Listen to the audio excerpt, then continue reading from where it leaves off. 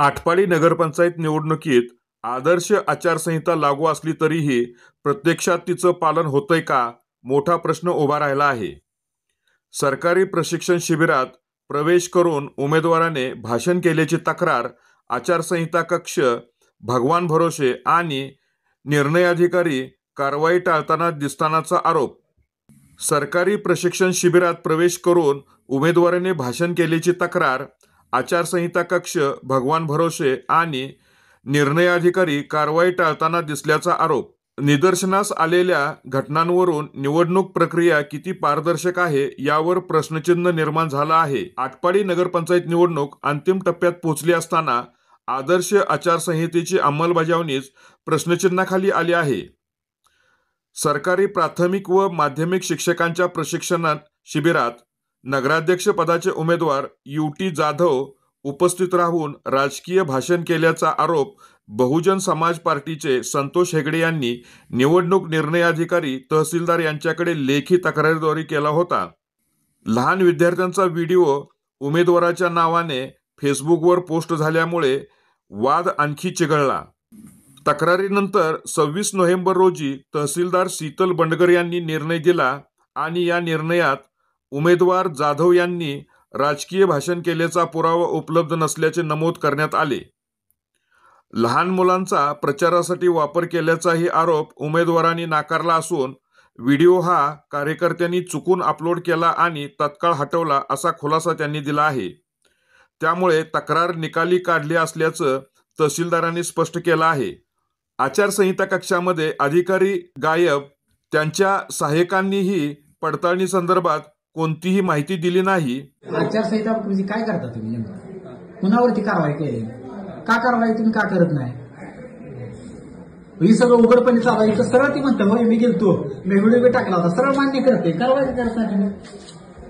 उमेदवारांना सगळे मान्य केले, होय मी टाकले होते व्हिडिओ, कारवाई का करत नाही तुम्ही? एवढं मला सांगा. आचारसंहिता कक्ष कशासाठी? आचारसंहितेचा अर्थ काय सांगा बोला. आचारसंहितेचा अर्थ काय? कक्ष प्रमुख जे आहेत ना त्यांच्याशी तुम्ही बोला. आचारसंहिता म्हणजे काय? तुम्ही खुर्ची कशाला बसला? आचारसंहिता म्हणजे काय मला सांगा बरं. तुम्हाला कळतंय का आचारसंहिता म्हणजे काय? मला सांगा बरं, आचारसंहिता म्हणजे काय सांगा. तुमचं नक्की म्हणणं काय आहे? अहो आचारसंहिता म्हणजे काय मला बाकी तुम्ही बाकी मला काय सांगू नका. आचारसंहिता म्हणजे काय फक्त मला एवढं सांगा, आम्ही जातो. सांगा काय आचारसंहिता म्हणजे काय? 4 दिवसापूर्वी भाजपाचे उमेदवार युटी जाधव यांच्या संदर्भात आचारसंहितेचं उल्लंघन केलं म्हणून आम्ही निवडणूक निर्णय अधिकारी यांच्याकडे तक्रार दाखल केलेली होती. तर त्याच्या संदर्भात आज निवडणूक निर्णय अधिकारी यांनी आमचा अर्ज निकालीत काढलेला आहे. याच्यामध्ये सदर जो उमेदवार आहे तो उमेदवार स्वतः मान्य करतोय की मी जे काही शिक्षकांचा त्या ठिकाणी शिबिर चालू होतं, शासकीय कार्यक्रम चालू होता, त्या ठिकाणी मी गेलतो. हे प्रशासन काय म्हणतंय की आमच्याकडं त्याचा व्हिडिओ नाही, त्याचं भाषण केलेला व्हिडिओ नाही. दुसरी गोष्ट, हे स्वतः या पत्रात म्हणतात की सोशल मीडियावरती त्यांनी लहान मुलांचा व्हिडिओ टाकलेला होता, पण तो व्हिडिओ त्यांच्या कार्यकर्त्यांनी टाकला होता. आता यांचं पर्सनली अकाउंट आहे, या युटी जाधवचं पर्सनली अकाउंट आहे. पर्सनल अकाउंटवरून तो व्हिडिओ लहान मुलांचा शेअर केलेला होता आणि ते म्हणतात नजर चुकीनं झालं आणि तुमचा अर्ज निकालीत काढत आहोत. अरे उमेदवार स्वतः मान्य करतोय की मी चुका केल्या त्या आणि तुम्ही त्याचा अर्ज निकालीत काढताय, मग याचा अर्थ काय?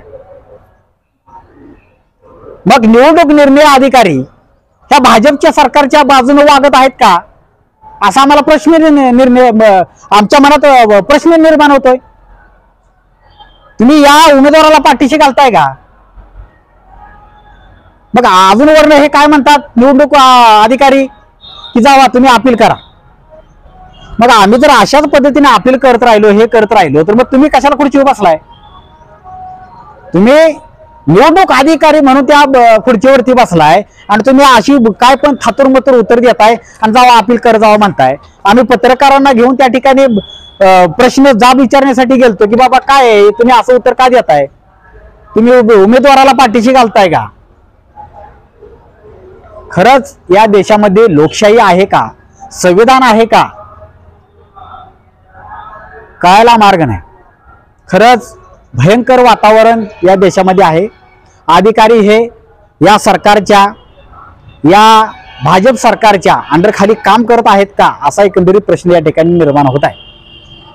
महत्त्वाचे म्हणजे गट शिक्षणाधिकारी यांनी दिलेल्या खुलाशात उमेदवार प्रशिक्षण शिबिरात उपस्थित होते हे स्वतः प्रशासनाने मान्य केलं आहे. मग गुन्हा घडला आहे तर त्यावर कारवाई नाही, हा मोठा सवाल आहे. निवडणूक निर्णय अधिकारी शीतल बंडगर यांनी कॅमेऱ्यावर बोलण्यास नकार दिला, मात्र निर्णयाविरोधात अपील करू शकता असं एवढंच उत्तर दिलं. या सगळ्या प्रकरणामुळे नागरिकांमध्ये असमाधान पसरलं आहे. निवडणुकीच्या काळात सरकारी यंत्रणा सत्ताधाऱ्यांच्या दबावाखाली काम करते का, असा आरोप विरोधी गटाकडून सातत्याने केला जात आहे.